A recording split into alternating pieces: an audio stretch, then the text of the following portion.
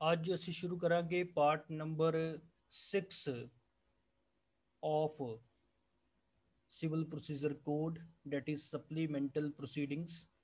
ਸਪਲੀਮੈਂਟਲ proceedings ਦੇ ਵਿੱਚ section number 94 ਬਹੁਤ ਹੀ ਇੰਪੋਰਟੈਂਟ ਸੈਕਸ਼ਨ ਹੈਗਾ ਏ, ਕਿਉਂਕਿ ਇਹਦੇ ਵਿੱਚ ਆਪਾਂ ਡਿਸਕਸ ਕਰਾਂਗੇ ਉਹਨਾਂ ਚੀਜ਼ਾਂ ਦੇ ਬਾਰੇ ਜਿਨ੍ਹਾਂ ਨੂੰ ਅੱਜ ਤੱਕ ਆਪਾਂ ਸੀਪੀਸੀ ਦੇ ਵਿੱਚ ਨਹੀਂ ਪੜ੍ਹਿਆ। ਫॉर एग्जाम्पल ਦੇ ਤੌਰ ਦੇ ਉੱਤੇ ਇੱਕ ਪਲੇਂਟਿਫ ਡਿਫੈਂਡੈਂਟ ਦੇ ਖਿਲਾਫ ਦਾਵਾ ਫਾਈਲ ਕਰ ਦਿੰਦਾ ਹੈ। ਮੰਨ ਲਓ ਕੱਲ ਇਨ ਫਿਊਚਰ ਡਿਫੈਂਡੈਂਟ ਸਹੀ ਤਰੀਕੇ ਨਾਲ ਕੋਰਟ ਦੇ ਵਿੱਚ ਪੇਸ਼ ਨਹੀਂ ਹੁੰਦਾ, ਜਾਂ ਡਿਫੈਂਡੈਂਟ ਕੇਸ ਵਿੱਚ ਪੇਸ਼ ਹੁੰਦਾ ਹੀ ਨਹੀਂ, ਡਿਕਰੀ ਵੀ ਪਲੇਂਟਿਫ ਦੀ ਫੇਵਰ ਦੇ ਵਿੱਚ ਪਾਸ ਹੋ ਜਾਂਦੀ ਆ। ਡਿਕਰੀ ਵੀ ਅਗਰ ਪਲੇਂਟਿਫ ਦੀ ਫੇਵਰ ਦੇ ਵਿੱਚ ਪਾਸ ਹੋ ਜਾਂਦੀ ਆ ਤੇ ਕੱਲ ਅਗਰ ਡਿਫੈਂਡੈਂਟ ਹੀ ਭੱਜ ਜਾਵੇ ਤੇ ਫਿਰ ਕੱਲ ਇਨ ਫਿਊਚਰ ਪਲੇਂਟਿਫ ਕੀ ਕਰੇਗਾ? ਤੇ ਪਲੇਂਟਿਫ ਦੇ ਉਸ ਰਾਈਟ ਨੂੰ ਪ੍ਰੋਟੈਕਟ ਕਰਨ ਦੇ ਲਈ ਡਿਫੈਂਡੈਂਟ ਨੂੰ ਅਰੈਸਟ ਕੀਤਾ ਜਾ ਸਕਦਾ ਹੈ ਬਿਫੋਰ ਦਾ ਡਿਕਰੀ। ਇਹਦੇ ਲਈ ਆਰਡਰ ਨੰਬਰ 38 ਵੀ ਹੈਗਾ ਏ ਸਿਵਲ ਪ੍ਰੋਸੀਜਰ ਕੋਡ 1908 ਦੇ ਵਿੱਚ, ਜੋ ਕਿ ਡਿਟੇਲ ਦੇ ਵਿੱਚ ਪ੍ਰੋਸੈਸ ਦੱਸਦਾ ਹੈ that how the defendant can be arrested in a civil suit। ਇਸ ਤੋਂ ਇਲਾਵਾ ਡਿਫੈਂਡੈਂਟ ਨੂੰ ਕੋਈ ਸਿਕਿਉਰਿਟੀ ਫਰਨਿਸ਼ ਕਰਨ ਦੇ ਲਈ ਵੀ ਕਿਹਾ ਜਾ ਸਕਦਾ ਹੈ ਬਾਈ ਦੀ ਕੋਰਟ, ਔਰ ਡਿਫੈਂਡੈਂਟ ਦੀ ਕਿਸੇ ਪ੍ਰਾਪਰਟੀ ਨੂੰ ਜਜਮੈਂਟ ਪਾਸ ਕਰਨ ਤੋਂ ਪਹਿਲਾਂ ਅਟੈਚ ਵੀ ਕੀਤਾ ਜਾ ਸਕਦਾ ਹੈ ਬਾਈ ਦੀ ਕੋਰਟ। ਇਹਦੇ ਲਈ ਵੀ ਆਰਡਰ ਨੰਬਰ 38 ਦੇ ਵਿੱਚ ਪ੍ਰੋਵੀਜ਼ਨਸ ਲੇ ਡਾਊਨ ਕੀਤੀਆਂ ਗਈਆਂ ਨੇ। ਇਸ ਤੋਂ ਇਲਾਵਾ ਅਗਰ ਮੰਨ ਲਓ ਪਲੇਂਟਿਫ ਡਿਫੈਂਡੈਂਟ ਦੇ ਖਿਲਾਫ ਇੱਕ ਪਰਮਾਨੈਂਟ ਇੰਜੰਕਸ਼ਨ ਦਾ ਦਾਵਾ ਫਾਈਲ ਕਰਦਾ ਹੈ ਕਿ ਡਿਫੈਂਡੈਂਟ ਨੂੰ ਕਿਸੇ ਕੰਮ ਕਰਨ ਦੇ ਲਈ ਰੋਕਿਆ ਜਾਵੇ, ਪਰ ਇੱਕ ਗੱਲ ਹੈਗੀ ਆ, ਇਹ ਜੋ ਚੀਜ਼ ਆ ਕਿ ਡਿਫੈਂਡੈਂਟ ਨੂੰ ਹਮੇਸ਼ਾ ਦੇ ਲਈ ਰੋਕ ਦਿੱਤਾ ਜਾਵੇ, it depends upon the evidence of both the parties to the suit। तो जिन्नी देर तक वो right of the parties decree ਦੇ ਰੂਪ ਦੇ ਵਿੱਚ ਦੋਨਾਂ ਪਾਰਟੀਆਂ ਨੂੰ ਪਰਮਾਨੈਂਟਲੀ ਨਹੀਂ ਦਿੱਤੇ ਗਏ, ਟੈਂਪਰਰੀ ਇੰਜੰਕਸ਼ਨ ਗ੍ਰਾਂਟ ਕੀਤੀ ਜਾ ਸਕਦੀ ਆ in favor of one applicant and against the other respondents। ਇਸ ਤੋਂ ਇਲਾਵਾ ਕੇਸ ਦੇ ਚੱਲਦੇ ਦੌਰਾਨ ਪ੍ਰਾਪਰਟੀ ਦੇ ਲਈ ਰਿਸੀਵਰ ਅਪਾਇੰਟ ਕਰਵਾਇਆ ਜਾ ਸਕਦਾ ਹੈ, ਤੇ ਜਾਂ ਟਾਈਮ ਟੂ ਟਾਈਮ ਹੋਰ ਇੰਟਰਲੋਕਿਊਟਰੀ ਆਰਡਰ ਪਾਸ ਕਰਨ ਦੀ ਵੀ ਕੋਰਟ ਦੇ ਕੋਲ ਪਾਵਰ ਹੈਗੀ ਆ ਸੈਕਸ਼ਨ ਨੰਬਰ 94 ਦੇ ਵਿੱਚ। ਇਸ ਲਈ ਮੈਂ ਸੈਕਸ਼ਨ 94 ਨੂੰ ਪੜ੍ਹਨ ਜਾ ਰਿਹਾ ਹਾਂ, ਸਪਲੀਮੈਂਟਲ ਪ੍ਰੋਸੀਡਿੰਗਸ। तो की लिखा है जी, in order to prevent the end of justice from being defeated, ਤਾਂ ਜੋ ਇਨਸਾਫ ਮਿਲ ਸਕੇ ਦੋਨਾਂ ਪਾਰਟੀਆਂ ਨੂੰ, ਇਨਸਾਫ ਕਦੇ ਵੀ ਡਿਫੀਟ ਨਾ ਹੋਵੇ, the court may if it is so prescribed, ਅਗਰ ਕਿਸੇ ਰੂਲ ਦੇ ਵਿੱਚ ਪ੍ਰਸਕ੍ਰਾਈਬ ਕੀਤਾ ਗਿਆ ਹੈ, ਅਗਰ ਕਿਸੇ ਨੋਟੀਫਿਕੇਸ਼ਨ ਦੇ ਵਿੱਚ ਪ੍ਰਸਕ੍ਰਾਈਬ ਕੀਤਾ ਗਿਆ ਹੈ, तो कोर्ट में issue a warrant to arrest the defendant. तो डिफेंडेंट ਨੂੰ ਅਰੈਸਟ ਕਰਨ ਦੇ ਲਈ ਕੋਰਟ ਵਾਰੰਟ ਆਫ ਅਰੈਸਟ ਵੀ ਇਸ਼ੂ ਕਰ ਸਕਦੀ ਹੈ, ਤੇ ਵਾਰੰਟ ਆਫ ਅਰੈਸਟ ਇਸ਼ੂ ਕਰਨ ਤੋਂ ਬਾਅਦ ਵਿੱਚ ਕੋਰਟ ਇਹ ਡਾਇਰੈਕਸ਼ਨ ਦੇ ਸਕਦੀ ਹੈ ਬੈਲੀਫ ਨੂੰ to bring the defendant before the court. ਉਸ ਡਿਫੈਂਡੈਂਟ ਨੂੰ ਮੇਰੇ ਸਾਹਮਣੇ ਲੈ ਕੇ ਆਇਆ ਜਾਵੇ ਤਾਂ ਜੋ ਡਿਫੈਂਡੈਂਟ ਮੇਰੇ ਕੋਲ ਆ ਕੇ ਮੈਨੂੰ ਕੋਈ ਕਾਰਨ ਦੱਸੇ to show cause why he should not give security for his appearance, ਕਿ ਕਿਉਂ ਆਪਣੀ ਅਪੀਅਰੈਂਸ ਦੇ ਲਈ ਉਹ ਸਿਕਿਉਰਿਟੀ ਕੋਰਟ ਦੇ ਅੱਗੇ ਨਾ ਰੱਖੇ। And if he fails to comply with any order for security, ਅਗਰ ਮੰਨ ਲਓ ਡਿਫੈਂਡੈਂਟ ਕੋਈ ਸਿਕਿਉਰਿਟੀ ਫੇਲ ਫਰਨਿਸ਼ ਕਰਨ ਦੇ ਲਈ ਫੇਲ ਹੋ ਜਾਂਦਾ ਹੈ, if the defendant do not furnish any security before the court, then the court can commit to the defendant to this civil prison। ਫਿਰ ਕੋਰਟ ਦੇ ਕੋਲੇ ਸ਼ਕਤੀ ਹੈਗੀ ਆ ਕਿ ਉਸ ਡਿਫੈਂਡੈਂਟ ਨੂੰ ਸਿਵਲ ਪ੍ਰਿਜ਼ਨ ਦੇ ਵਿੱਚ ਭੇਜਿਆ ਜਾ ਸਕਦਾ ਹੈ, ਜੇਲ੍ਹ ਦੇ ਵਿੱਚ ਭੇਜਿਆ ਜਾ ਸਕਦਾ ਹੈ। ਨੰਬਰ ਬੀ, ਡਿਫੈਂਡੈਂਟ ਨੂੰ ਕੋਰਟ ਕੋਈ ਪ੍ਰਾਪਰਟੀ ਪ੍ਰੋਡਿਊਸ ਕਰਨ ਦੇ ਲਈ ਵੀ ਕਹਿ ਸਕਦੀ ਹੈ ਜੋ ਕਿ ਉਹਦੇ ਨਾਲ ਬਿਲੋਂਗ ਕਰਦੀ ਹੈ, ਤੇ ਉਹ ਕੋਰਟ ਦੇ ਵਿੱਚ ਰੱਖਣ ਦੇ ਲਈ ਵੀ ਕਿਹਾ ਕਹੀ ਜਾ ਸਕਦੀ ਹੈ। ਤੇ ਜਾਂ ਡਿਫੈਂਡੈਂਟ ਦੀ ਪ੍ਰਾਪਰਟੀ ਨੂੰ during the pendency of the case attach ਵੀ ਕੀਤਾ ਜਾ ਸਕਦਾ ਹੈ। ਤਾਂ ਕੀ ਲਿਖਿਆ ਹੈ ਜੀ ਬੀ ਪੁਆਇੰਟ ਦੇ ਵਿੱਚ, direct the defendant to furnish security to produce any property belonging to him and to place the same at the disposal of the court or order the attachment of any property. Number C ਦੇ ਵਿੱਚ grant a temporary injunction, court ਕੋਈ temporary ਇੰਜੰਕਸ਼ਨ ਵੀ grant ਕਰ ਸਕਦੀ ਹੈ। Temporary ਇੰਜੰਕਸ਼ਨ ਦਾ ਮਤਲਬ ਕੀ ਆ ਕਿ ਜਦੋਂ ਦੋਨਾਂ ਪਾਰਟੀਆਂ ਦੇ ਰਾਈਟ ਨੂੰ ਫਾਈਨਲੀ ਡਿਟਰਮਿਨ ਕੀਤਾ ਜਾਏਗਾ ਉਦੋਂ ਤਾਂ ਪਰਮਾਨੈਂਟ ਇੰਜੰਕਸ਼ਨ ਦੇਣੀ ਹੈ ਜਾਂ ਨਹੀਂ ਦੇਣੀ ਉਹ ਤਾਂ ਕੋਰਟ ਬਾਅਦ ਚ ਦੇਖੇਗੀ। ਪਰ ਉਸ ਪਰਮਾਨੈਂਟ ਇੰਜੰਕਸ਼ਨ ਤੋਂ ਪਹਿਲਾਂ ਅਗਰ ਕੋਰਟ ਨੂੰ ਕੋਈ ਪ੍ਰਾਈਮਾ ਫੇਸਾਈ ਕੇਸ ਲੱਗਦਾ ਹੈ ਪਲੇਂਟਿਫ ਦੀ ਫੇਵਰ ਦੇ ਵਿੱਚ, ਤਾਂ ਪਲੇਂਟਿਫ ਨੂੰ ਟੈਂਪਰੇਰੀ ਇੰਜੰਕਸ਼ਨ ਵੀ ਦਿੱਤੀ ਜਾ ਸਕਦੀ ਹੈ, ਸਟੇ ਵੀ ਦਿੱਤੀ ਜਾ ਸਕਦੀ ਹੈ। ਤੇ ਅਗਰ ਕੋਈ ਵਿਅਕਤੀ ਉਸ ਟੈਂਪਰੇਰੀ ਇੰਜੰਕਸ਼ਨ ਨੂੰ ਡਿਸਓਬੇ ਕਰਦਾ ਹੈ, ਤੋੜਦਾ ਹੈ, and in case of disobedience commit the person guilty thereof to the civil prison and order that his property be attached and sold, ਕਿ ਉਸ ਡਿਫੈਂਡੈਂਟ ਦੀ ਪ੍ਰਾਪਰਟੀ ਨੂੰ ਅਟੈਚ ਕੀਤਾ ਜਾਵੇ, ਉਸ ਡਿਫੈਂਡੈਂਟ ਦੀ ਪ੍ਰਾਪਰਟੀ ਨੂੰ ਵੇਚਿਆ ਜਾਵੇ। ਡੀ ਦੇ ਵਿੱਚ ਕੀ ਲਿਖਿਆ ਹੈ, ਕੋਰਟ ਕਿਸੇ ਪ੍ਰਾਪਰਟੀ ਦੀ ਦੇਖਭਾਲ ਦੇ ਲਈ ਕੋਈ ਰਿਸੀਵਰ ਵੀ ਅਪਾਇੰਟ ਕਰ ਸਕਦਾ ਹੈ ਤੇ ਉਸ ਰਿਸੀਵਰ ਨੂੰ ਸਹੀ ਤਰੀਕੇ ਨਾਲ ਡਿਊਟੀ ਕਰਨ ਦੇ ਲਈ, ਕੰਪੈਲ ਕਰਨ ਦੇ ਲਈ, ਅਗਰ ਮੰਨ ਲਓ ਕੋਈ ਰਿਸੀਵਰ ਪ੍ਰਾਪਰਟੀ ਤਾਂ ਰਿਸੀਵ ਕਰ ਲੈਂਦਾ ਹੈ ਬਟ ਉਸ ਆਪਣੀ ਡਿਊਟੀ ਨੂੰ ਸਹੀ ਤਰੀਕੇ ਦੇ ਨਾਲ ਪਰਫਾਰਮ ਨਹੀਂ ਕਰਦਾ ਤੇ ਉਸ ਨੂੰ ਸਹੀ ਤਰੀਕੇ ਨਾਲ ਡਿਊਟੀ ਪਰਫਾਰਮ ਕਰਵਾਉਣ ਦੇ ਲਈ ਉਸ ਰਿਸੀਵਰ ਦੀ ਪ੍ਰਾਪਰਟੀ ਨੂੰ ਅਟੈਚ ਤੇ ਸੇਲ ਵੀ ਕੀਤਾ ਜਾ ਸਕਦਾ ਹੈ। ਇਸ ਤੋਂ ਇਲਾਵਾ ਕੋਰਟ ਟਾਈਮ ਟੂ ਟਾਈਮ ਉਹ ਇੰਟਰਲੋਕਿਊਟਰੀ ਆਰਡਰ ਵੀ ਦੇ ਸਕਦੀ ਆ ਜੋ ਕੋਰਟ ਨੂੰ ਸਰਕਮਸਟੈਂਸਸ ਆਫ ਦੀ ਕੇਸ ਦੇ ਅਕੋਰਡਿੰਗਲੀ ਸਹੀ ਲੱਗਦੇ ਨੇ। Make such other interlocutory orders as may appear to the court to be just and convenient. So this is something about section number 94. मैं एक बार section 94 दोबारा पढ़ा देना। Supplemental proceedings. In order to prevent the end of justice from being defeated, the court may, if it is so prescribed, number A, issue a warrant to arrest the defendant. तो defendant ਨੂੰ arrest ਕਰਨ ਦੇ ਲਈ court warrant ਵੀ issue ਕਰ ਸਕਦੀ ਹੈ and bring him before the court to show cause why he should not give security for his appearance. And if he fails to comply with any order for security, ਅਗਰ ਡਿਫੈਂਡੈਂਟ ਉਸ security ਨੂੰ ਪੇਸ਼ ਨਹੀਂ ਕਰਦਾ then ਉਸ defendant ਨੂੰ civil prison ਦੇ ਵਿੱਚ ਵੀ ਕਮਿਟ ਕੀਤਾ ਜਾ ਸਕਦਾ ਹੈ। Number B, direct the defendant to furnish security to produce any property belonging to him. ਕਿਸੇ ਪ੍ਰਾਪਰਟੀ ਨੂੰ ਕੋਰਟ ਦੇ ਅੱਗੇ ਪੇਸ਼ ਕਰਨ ਦੇ ਲਈ ਕੋਰਟ ਕਿਸੇ ਡਿਫੈਂਡੈਂਟ ਨੂੰ ਸਿਕਿਉਰਿਟੀ ਫਰਨਿਸ਼ ਕਰਨ ਦੇ ਲਈ ਵੀ ਕਹਿ ਸਕਦੀ ਹੈ। And to place the same at the disposal of the court, ਤੇ ਜਾਂ ਕਿਸੇ ਡਿਫੈਂਡੈਂਟ ਦੀ ਪ੍ਰਾਪਰਟੀ ਨੂੰ ਕਿਸੇ ਟਾਈਮ ਦੇ ਉੱਤੇ ਅਟੈਚ ਕਰਨ ਦਾ ਆਰਡਰ ਵੀ ਕੋਰਟ ਪਾਸ ਕਰ ਸਕਦੀ ਹੈ। ਕੋਰਟ ਚਾਹੇ ਤਾਂ ਟੈਂਪਰੇਰੀ ਇੰਜੰਕਸ਼ਨ ਵੀ ਗ੍ਰਾਂਟ ਕਰ ਸਕਦੀ ਹੈ ਤੇ ਅਗਰ ਕੋਈ ਵਿਅਕਤੀ ਉਸ ਟੈਂਪਰੇਰੀ ਇੰਜੰਕਸ਼ਨ ਨੂੰ ਡਿਸਓਬੇ ਕਰਦਾ ਹੈ ਤਾਂ ਉਸ ਪਰਸਨ ਨੂੰ ਸਿਵਲ ਪ੍ਰਿਜ਼ਨ ਦੇ ਵਿੱਚ ਭੇਜਿਆ ਜਾ ਸਕਦਾ ਹੈ ਤੇ ਉਸ ਦੀ ਪ੍ਰਾਪਰਟੀ ਨੂੰ ਅਟੈਚ ਤੇ ਸੇਲ ਕਰਨ ਦਾ ਆਰਡਰ ਵੀ ਕੋਰਟ ਕਰ ਸਕਦੀ ਹੈ। ਤਾਂ grant a temporary injunction and in case of disobedience commit the person guilty thereof to the civil prison and order that his property be attached and sold. ਤਾਂ D ਦੇ ਵਿੱਚ ਕੀ ਹੈ, ਕਿਸੇ ਦੀ ਪ੍ਰਾਪਰਟੀ ਨੂੰ ਸੇਲ ਕਰਨ ਦੇ ਲਈ ਕੋਰਟ ਰਿਸੀਵਰ ਵੀ appoint ਕਰ ਸਕਦੀ ਹੈ ਤੇ ਉਹਦੀ ਜੋ ਡਿਊਟੀ ਆ ਉਹਨੂੰ ਇਨਫੋਰਸ ਕਰਵਾਉਣ ਦੇ ਲਈ ਉਹਦੀ ਪ੍ਰਾਪਰਟੀ ਨੂੰ ਅਟੈਚ ਵੀ ਕੀਤਾ ਜਾ ਸਕਦਾ ਹੈ, ਸੇਲ ਵੀ ਕੀਤਾ ਜਾ ਸਕਦਾ ਹੈ। ਤੇ ਜੇ ਕੋਰਟ ਚਾਵੇ ਤੇ ਹੋਰ ਵੀ interlocutory order time to time pass ਕਰ ਸਕਦੀ ਹੈ ਜੋ ਕਿ ਕੋਰਟ ਨੂੰ ਠੀਕ ਲੱਗਦੇ ਨੇ। So this is something about section number 94। Section number 94 ਤੋਂ ਬਾਅਦ ਵਿੱਚ ਗੱਲ ਆਉਂਦੀ ਹੈ ਸੈਕਸ਼ਨ ਨੰਬਰ 95 ਦੀ।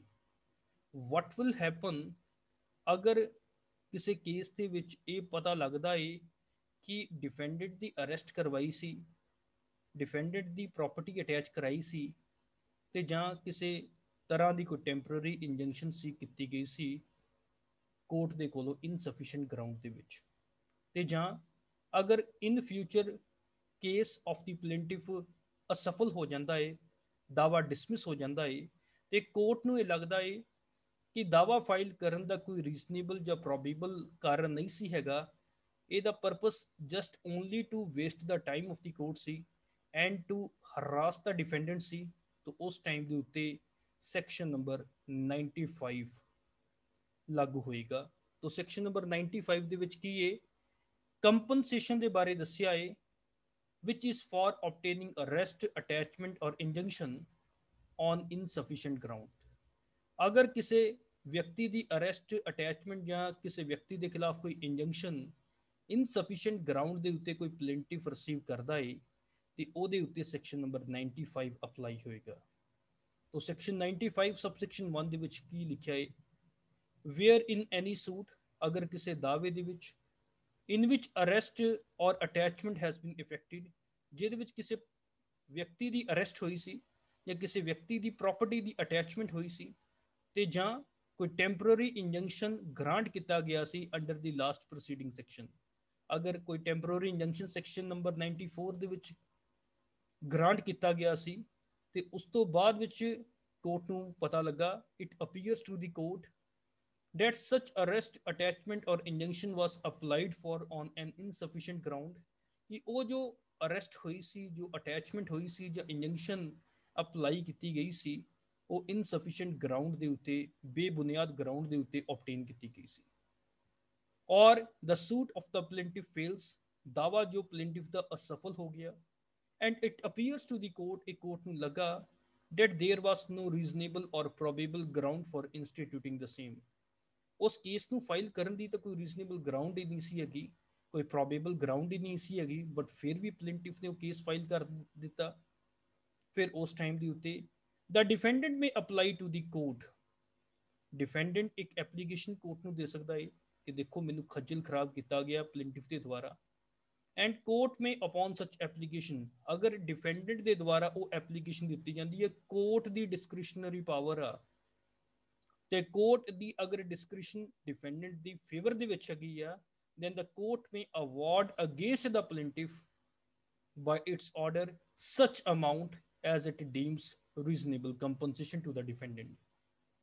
तो ਕੋਰਟ ਉਸ ਟਾਈਮ ਦੇ ਉੱਤੇ ਇੱਕ ਰੀਜ਼ਨੇਬਲ ਕੰਪਨਸੇਸ਼ਨ ਡਿਫੈਂਡੈਂਟ ਨੂੰ ਦਿਲਵਾਉਣ ਦੇ ਲਈ ਇੱਕ ਆਰਡਰ ਪਾਸ ਕਰ ਸਕਦੀ ਆ, ਜੋ ਆਰਡਰ 50,000 ਰੁਪਏ ਤੋਂ ਜ਼ਿਆਦਾ ਨਹੀਂ ਹੋ ਸਕਦਾ। ਇਹ ਜੋ ਕੰਪਨਸੇਸ਼ਨ ਡਿਫੈਂਡੈਂਟ ਨੂੰ ਦਵਾਈ ਜਾਂਦੀ ਆ, ਇਹ ਡਿਫੈਂਡੈਂਟ ਦੇ ਦੁਆਰਾ ਕੀਤੇ ਗਏ ਖਰਚੇ ਤੇ ਡਿਫੈਂਡੈਂਟ ਦੀ ਜੋ ਇੰਜਰੀ ਹੋਈ ਆ, including injury to the reputation, ਉਹਦੇ ਸੰਬੰਧ ਦੇ ਵਿੱਚ ਹੋਏਗੀ। ਠੀਕ ਹੈ ਜੀ। provided that a court shall not award under this section an amount exceeding the limit of its pecuniary jurisdiction। ਮੰਨ ਲਓ ਅਗਰ ਕਿਸੇ ਸਿਵਲ ਕੋਰਟ ਐਕਟ ਦੇ ਵਿੱਚ ਕਿਸੇ ਕੋਰਟ ਦੀ ਕੋਈ ਪੈਕੂਨਰੀ ਲਿਮਿਟ, ਕੋਈ ਪੈਕੂਨਰੀ ਜੁਰਿਸਡਿਕਸ਼ਨ ਨਿਰਧਾਰਿਤ ਹੋਈ ਪਈ ਆ, ਜਿਹਦੇ ਵਿੱਚ ਇੱਕ ਪਾਰਟਿਕੂਲਰ ਅਮਾਉਂਟ ਤੱਕ ਹੀ ਕੋਰਟ ਕੰਪਨਸੇਸ਼ਨ ਗ੍ਰਾਂਟ ਕਰ ਸਕਦੀ ਹੈ, ਤਾਂ ਕੋਰਟ ਉਸ ਅਮਾਉਂਟ ਤੋਂ ਜ਼ਿਆਦਾ ਕੰਪਨਸੇਸ਼ਨ ਗ੍ਰਾਂਟ ਨਹੀਂ ਕਰ ਸਕਦੀ।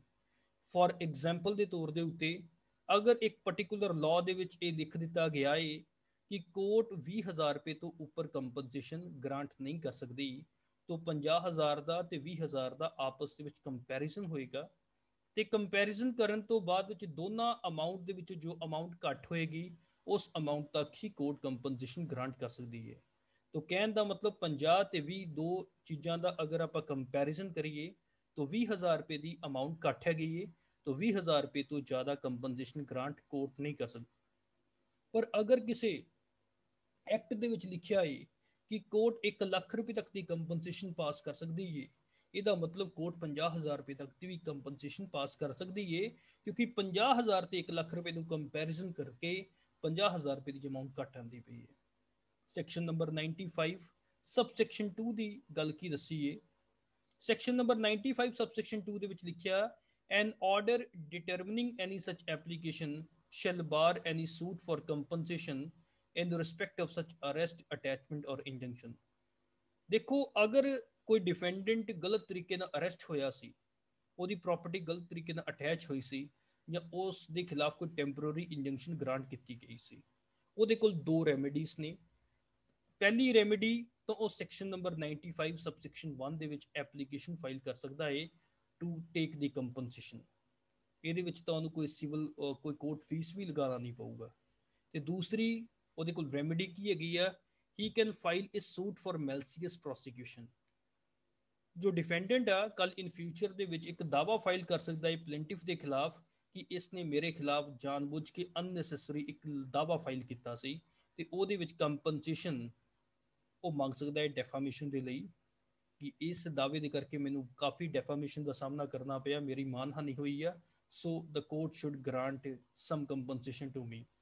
ਉਹਦੇ ਕੋਲ ਦੋ ਰੈਮੇਡੀਜ਼ ਨੇ, ਜਾਂ ਤਾਂ ਸਿਵਲ ਸੂਟ ਫਾਈਲ ਕਰ ਲਵੇ ਤੇ ਜਾਂ ਸੈਕਸ਼ਨ ਨੰਬਰ 95 ਸਬਸੈਕਸ਼ਨ 1 ਦੀ ਐਪਲੀਕੇਸ਼ਨ ਫਾਈਲ ਕਰ ਲਵੇ।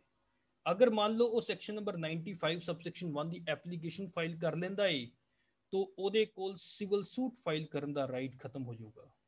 ਤਾਂ ਸੈਕਸ਼ਨ ਨੰਬਰ 95 ਸਬਸੈਕਸ਼ਨ 2 ਦੇ ਵਿੱਚ ਕੀ ਆ, ਐਨ ਆਰਡਰ ਡਿਟਰਮਿਨਿੰਗ ਐਨੀ ਸਚ ਐਪਲੀਕੇਸ਼ਨ। ਅਗਰ ਕਿਸੇ ਕੇਸ ਦੇ ਵਿੱਚ ਸੈਕਸ਼ਨ ਨੰਬਰ 95 ਸਬਸੈਕਸ਼ਨ 1 ਦੇ ਵਿੱਚ ਕੋਈ ਕੋਰਟ ਆਰਡਰ ਪਾਸ ਕਰ ਦਿੰਦੀ ਹੈ ਜਿਹਦੇ ਵਿੱਚ ਕੰਪਨਸੇਸ਼ਨ ਦੀ ਅਮਾਉਂਟ ਕੋਰਟ ਨੇ ਨਿਰਧਾਰਿਤ ਕੀਤੀ 25,000 30,000 35,000 ਜਾਂ 50,000 ਰੁਪਈਆ, ਇੱਕ ਵਾਰ ਜੇ ਕੰਪਨਸੇਸ਼ਨ ਸੈਕਸ਼ਨ ਨੰਬਰ 95 ਦੇ ਵਿੱਚ ਅਗਰ ਇੱਕ ਵਿਅਕਤੀ ਰਿਸੀਵ ਕਰ ਲੈਂਦਾ ਦੂਸਰੇ ਵਿਅਕਤੀ ਦੇ ਕੋਲੋਂ, ਤਾਂ ਉਹ ਜੋ ਆਰਡਰ ਹੋਏਗਾ ਉਹ ਬਾਰ ਕਰ ਦੇਗਾ, ਰੋਕ ਦੇਗਾ any suit for compensation in respect of such arrest, attachment or injunction। तो it is the discretion of the applicant कि मैं सिविल सूट फाइल करना वा ਜਾਂ ਸੈਕਸ਼ਨ 95 ਸਬਸੈਕਸ਼ਨ 1 ਦੀ ਐਪਲੀਕੇਸ਼ਨ ਦੇਣੀ ਹੈ। ਜੇ ਕੱਲ ਉਹ ਸਿਵਲ ਸੂਟ ਫਾਈਲ ਕਰਨਾ ਚਾਹੁੰਦਾ ਹੈ, he should not give the application under section 95 subsection 1, ਕਿਉਂਕਿ ਜੇ ਸੈਕਸ਼ਨ 95 ਸਬਸੈਕਸ਼ਨ 1 ਦੀ ਇੱਕ ਵਾਰ ਐਪਲੀਕੇਸ਼ਨ ਆ ਗਈ ਤੇ ਉਹਦੇ ਵਿੱਚ ਅਗਰ ਕੋਈ ਕੰਪਨਸੇਸ਼ਨ ਦੀ ਅਮਾਉਂਟ ਕੋਰਟ ਨੇ ਡਿਟਰਮਿਨ ਕਰ ਦਿੱਤੀ ਤੇ ਕੱਲ ਉਸ ਕੰਪਨਸੇਸ਼ਨ ਨੂੰ ਲੈਣ ਦੇ ਲਈ ਉਹ ਵੱਖਰਾ ਦਾਵਾ ਫਾਈਲ ਨਹੀਂ ਕਰ ਸਕਦੇ। ਮੈਂ ਰਿਪੀਟ ਕਰਦਾ ਜੀ ਸੈਕਸ਼ਨ ਨੰਬਰ 95 ਨੂੰ। ਸੈਕਸ਼ਨ 95 ਗੱਲ ਕਰਦਾ ਹੈ compensation for obtaining arrest, attachment or injunction on insufficient grounds। Section number 95 subsection 1 ਦੇ ਵਿੱਚ ਲਿਖਿਆ, where in any suit in which an arrest or attachment has been effected or temporary injunction granted under the last preceding section, it appears to the court that court ਨੂੰ ਲੱਗਾ ਕਿ ਉਹ arrest attachment ਜਾਂ ਇੰਜੰਕਸ਼ਨ ਇਨਸਫੀਸ਼ੀਐਂਟ ground ਦੇ ਉੱਤੇ obtain ਕੀਤੀ ਗਈ ਸੀ, apply ਕੀਤੀ ਗਈ ਸੀ, ਤੇ ਜਾਂ ਸੂਟ ਆਫ ਦਾ ਪਲੇਂਟਿਫ ਫੇਲ ਹੋ ਗਿਆ, ਡਿਸਮਿਸ ਹੋ ਗਿਆ, and it appears to the court, ਹੁਣ ਕੋਰਟ ਨੂੰ ਲੱਗਦਾ ਹੈ that there was no reasonable or probable ground for instituting the same, then the defendant may apply to the court। defendant court ਦੇ ਵਿੱਚ application ਦੇ ਸਕਦਾ ਹੈ, and the court may upon such application, ਉਸ application ਤੋਂ ਬਾਅਦ court ਕੀ ਕਰ ਸਕਦੀ ਹੈ, award against the plaintiff by its order such amount not exceeding 50,000 rupees as it deems a reasonable compensation to the defendant for the expense or injury, including injury to reputation caused to him, provided that a court shall not award under this section an amount exceeding the limit of its pecuniary jurisdiction। Court ਕਦੇ ਵੀ ਜੋ ਜਦੋਂ compensation award ਕਰਨ ਲੱਗੇਗੀ ਆਪਣੀ ਪੈਕੂਨਰੀ jurisdiction ਤੋਂ ਜ਼ਿਆਦਾ compensation grant ਨਹੀਂ ਕਰ ਸਕਦੀ।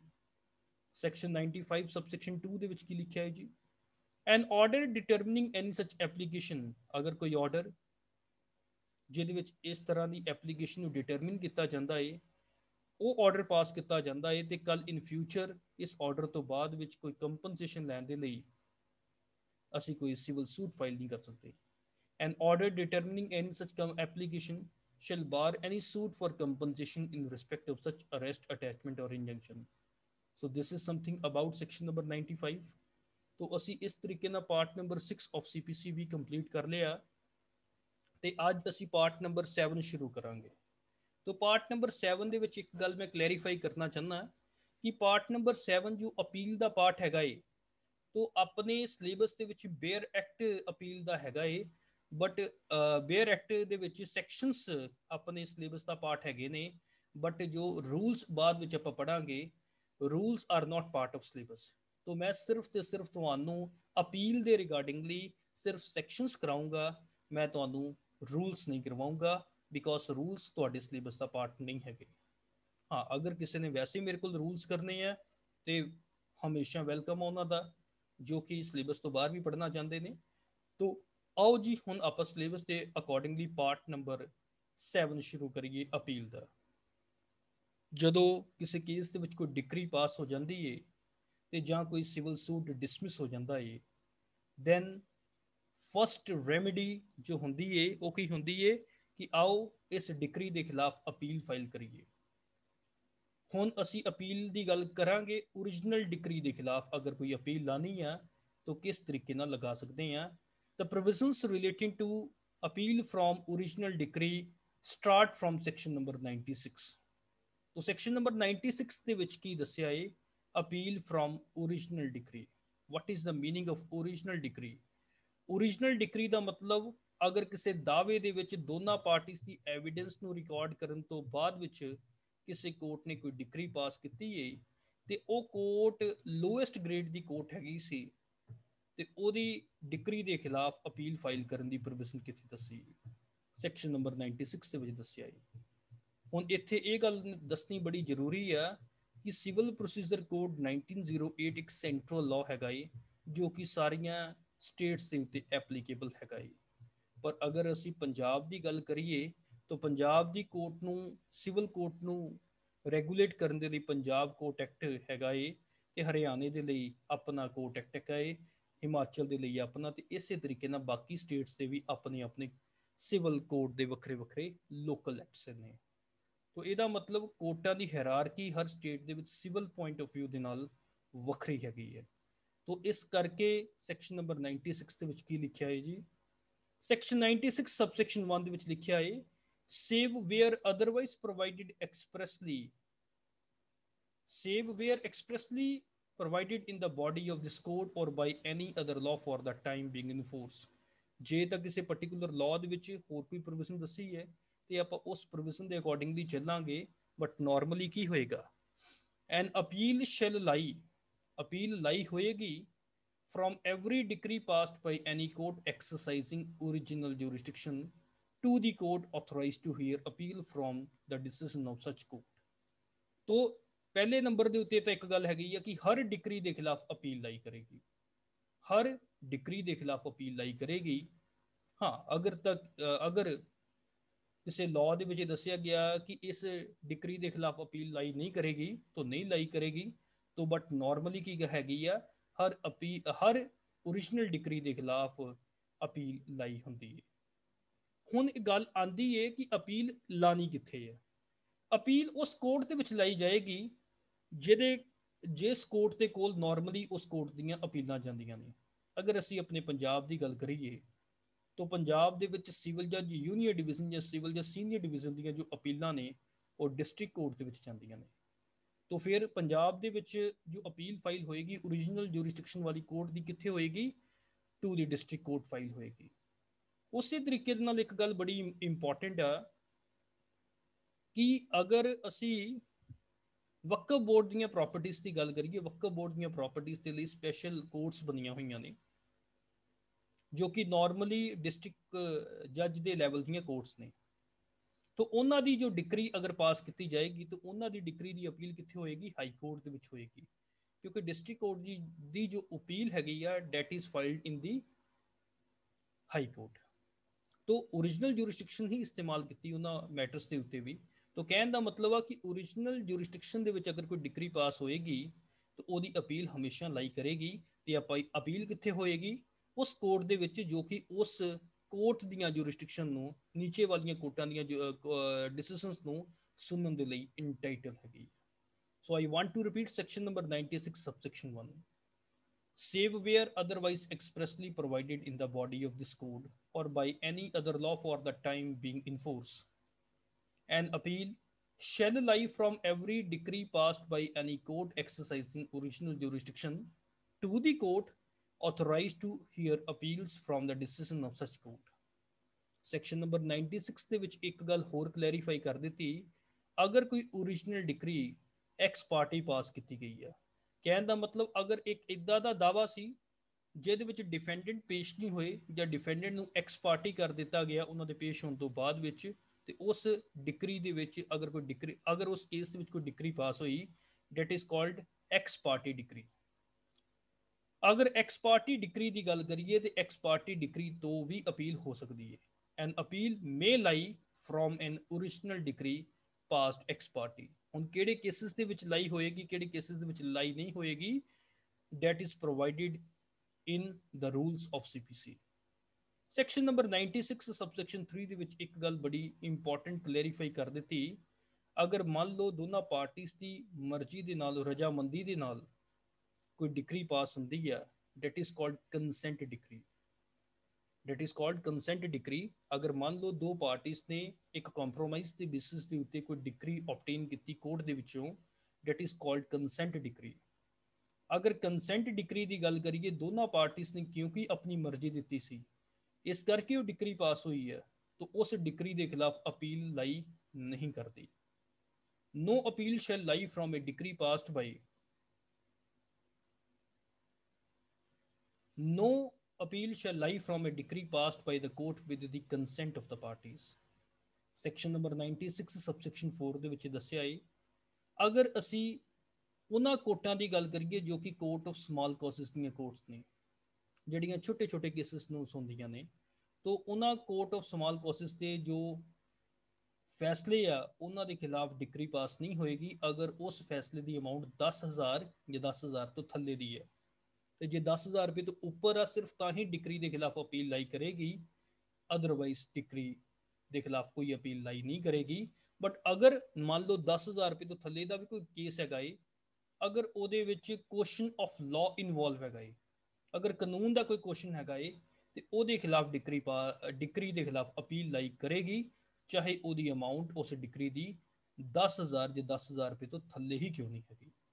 ਉਹ ਸੈਕਸ਼ਨ ਨੰਬਰ 96 ਸਬਸੈਕਸ਼ਨ 4 ਦੇ ਵਿੱਚ ਕੀ ਗੱਲ ਦੱਸੀ ਹੈ, no appeal shall lie except on a question of law from a decree in any suit of the nature cognizable by the court of small causes when the amount or value of the subject matter of original suit does not exceed 10,000 rupees।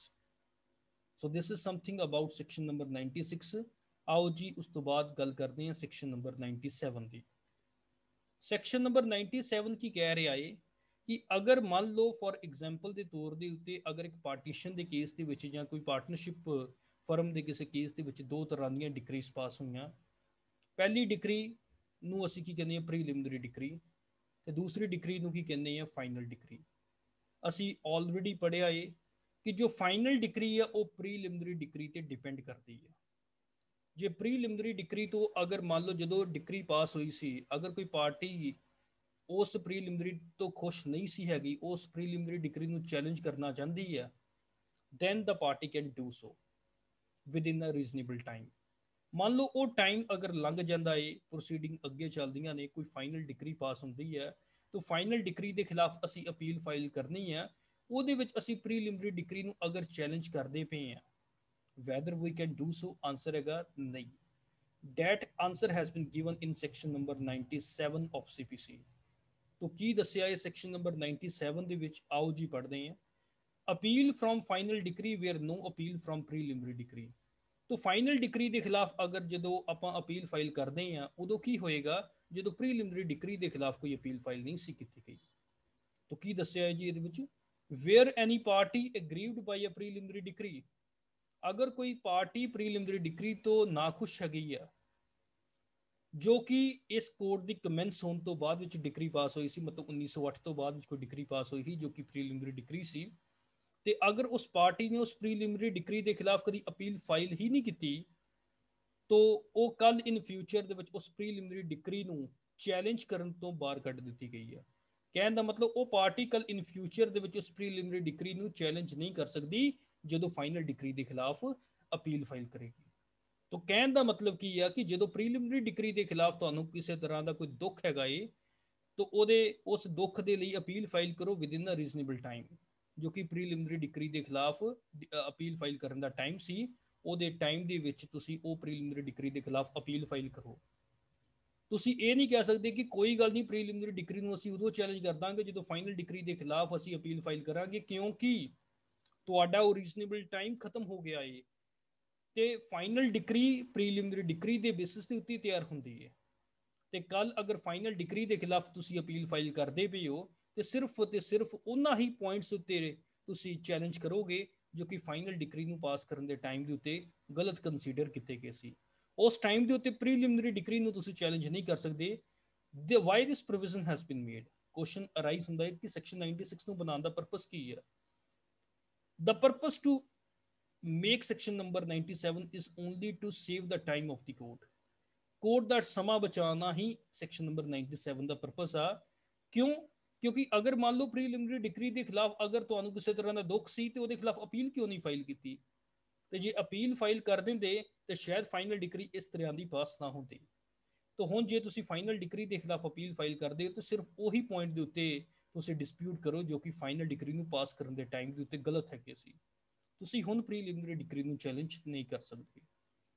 ਮੈਂ ਇੱਕ ਵਾਰ repeat ਕਰ ਦਿੰਦਾ, section number 97 of CPC तो की लिखा है where any party aggrieved by a preliminary decree passed after the commencement of this court does not appeal from such a decree, he shall be precluded from disputing its correctness in any appeal which may be preferred from the final decree.